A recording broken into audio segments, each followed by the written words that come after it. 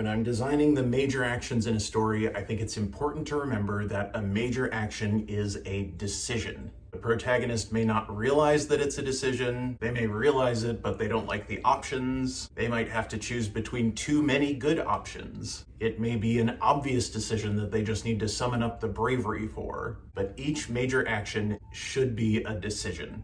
I say this because when I'm designing actions and reactions and pre-actions and stimuli, when I'm picking the right verbs to build my story, then I'm seeing the story from the character's perspective and not from the storyteller's perspective. So it's easy for me to just keep behaving the way that I would behave in the situation and then kind of fizzle out. I don't know where else to take the scene. The problem is I'm not also still thinking of it as the storyteller. The storyteller gives the character a conflict, the character deals with the conflict as best they can, and the storyteller responds to them. It's a back and forth relationship. So if I remember that my characters are always building towards a decision, it reminds me to switch between the two perspectives, to keep focusing on the agency of the character, while also puppeteering the story around in the way that the storyteller's supposed to. The character makes a decision, so the next part of the plot happens. They could have chosen something else could have happened, but it didn't, so now we're leading towards this ending.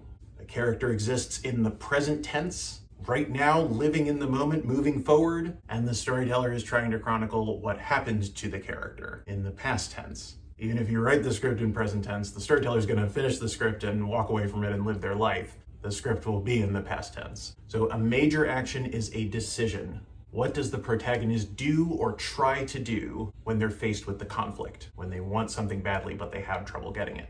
And that lets the audience watch the protagonist struggle and cope and strategize and run for the finish line in real time. The decision can also demonstrate who the character is at this particular point in their life. In Back to the Future, Marty McFly accidentally goes back to 1955. He meets his own father, who's just a teenager at the time. Marty's dad is about to get hit by a car, which is how Marty's dad meets Marty's mom and they fall in love. But Marty's not thinking about that. He just sees his teenage dad about to get hit by a car. Now, to be fair, Marty doesn't know that if he changes history, if he pushes his dad out of the way, if he stops his mom and dad from falling in love, that he will be erased from time. He will stop existing. He doesn't know that yet. He just sees his dad about to be hit by a car. So he decides to act. He pushes his dad out of the way. He gets hit by the car, and his own teenage mother starts falling for him. Whoops. At this point in the story, Marty doesn't realize that he's a bull in a china shop. He doesn't know he's supposed to be laying low. He doesn't know that he can alter history itself. Later he finds it out. If Marty from later in the movie saw George, his dad, almost get hit by a car, he might know enough to think, wait, am I supposed to let him get hit by this car though? But earlier in the movie when it happens, Marty doesn't know that yet.